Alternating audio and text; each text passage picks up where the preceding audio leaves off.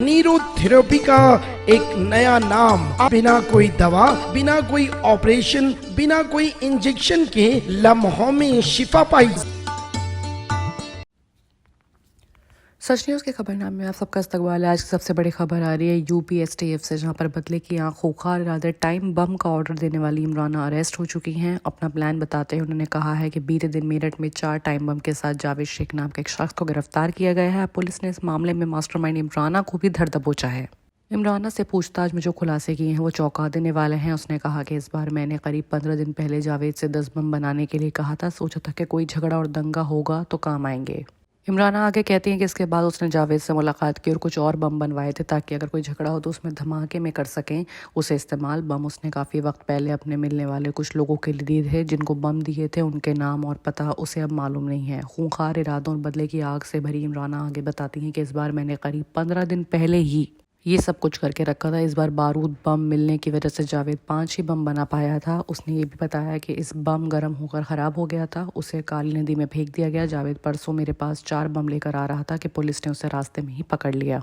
गांव निर्माणा थाना शेरपुर ज़िला मुजफ्फरनगर की रहने वाली इमराना करीब 30 साल पहले शामली में बावरी थाने की बंती खेड़ा निवासी आज़ाद पुत्र इजराइल से निकाह हुआ था। 2 बेटे मोनू और सोनू में मोनू की 6 महीने पहले मौत हो गई थी। सोनू कपड़े का काम करता था। बड़ी बेटी रुखसार पति के साथ देहरादून में रहती है। जावेद के मुताबिक इमराना ने उसे बोतल बम तैयार करने के लिए 10,000 रुपये पहले दिए थे। बाकी 40,000 रुपये बम मिलने जाने पर कहा था देने को। जावेद ने बम बनाना अपने चाचा मोहम्मद रशीद पुत्र खलील से सीखा है। अर्जी मुजफ्फरनगर में मेमलना रोड पर मौजूद रामलीला टीला थाना कोतवाली नगर इलाके में रहते हैं। असल में वो पटाखे बनाने का काम करते हैं। उनके घर में रहकर ही जावेद ने बोतल बम बनाने का सीखा था। हालांकि कुछ जानकारी उसने यूट्यूब और इंटरनेट के जरिए हासिल की थी। जावेद के मनीतू नेपाल में लासिम पाठ खारतारी ताल काठमांडू की रहने वाली हैं। उसके पिता नेपाल घूमने गए थे, वहीं उनकी जान पहचान हुई और वो शादी कर चुके।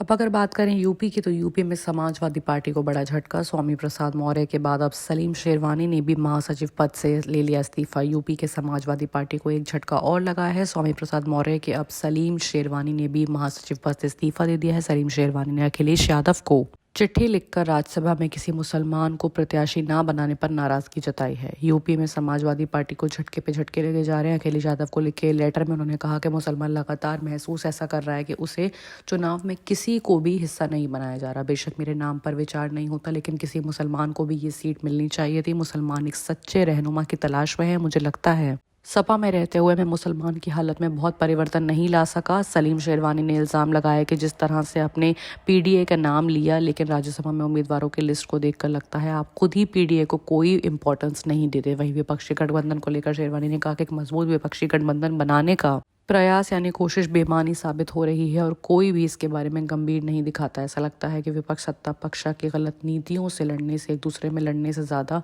रुचि रखता है।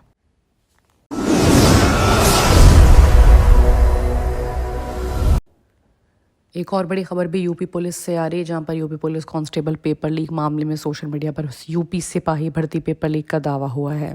यूपीपीआरबी ने ये जानकारी दी है। यूपी पुलिस कांस्टेबल में यूपी पुलिस सिपाही भर्ती के लिए कम से कम 48 लाख से ज़्यादा उम्मीदवारों की परीक्षा यानी कि एग्जाम चल रहा था। सुचारू शक्तिचूरू ढंग से पेपर के लिए सुरक्षा के कड़े इंतजाम किए गए हैं। इस बीच सोशल मीडिया पर पेपर लीक का दावा किया जा रहा है। सोशल मीडिया पर पेपर के कुछ स्क्रीनशॉट्स और फुटेज के साथ दावा किया जा रहा है कि 17 फरवरी को दूसरी शिफ्ट में आयोजित हुई यूपी पुलिस सिपाही भर्ती परीक्षा का पेपर लीक हो गया है। सोशल मीडिया यूजर्स एक्स पर, पहले जो ट्विटर कहलाता था, उस पर दावा करते हैं कि सेकंड शिफ्ट का पेपर आंसर जी के साथ वायरल हो रहा है। इन दावों के बीच यूपी पुलिस बोर्ड ने ट्वीट करके जानकारी दी है। दरअसल पूरी यूपी पुलिस सिपाही के 60,244 पदों पर भर्ती के लिए 48 लाख से ज़्यादा उम्मीदवारों की एग्जाम चल रहा था। 2 गुना 17 और 18 फरवरी को आयोजित हो रहे भर्ती परीक्षा के सुचारू और ढंग से करने के लिए इंतजाम किए गए हैं। जब ऐसे में सोशल मीडिया पर वायरल होकर खबर आई तो यूपी पुलिस भर्ती ने अपने ऑफिशियल अकाउंट से ट्वीट किया कि पेपर लीक के दावों को गलत बताया है। बोर्ड का कहना है कि सोशल मीडिया पर पेपर लीक को लेकर भ्रम फैलाया जा रहा है। अराजकताओं तत्वों यानी कि ठगी के लिए टेलीग्राम को एडिट करके इस तरह की तस्वीरों का इस्तेमाल किया जा रहा है। बाकी की तमाम खबरों के लिए देखते रहिए सच न्यूज़।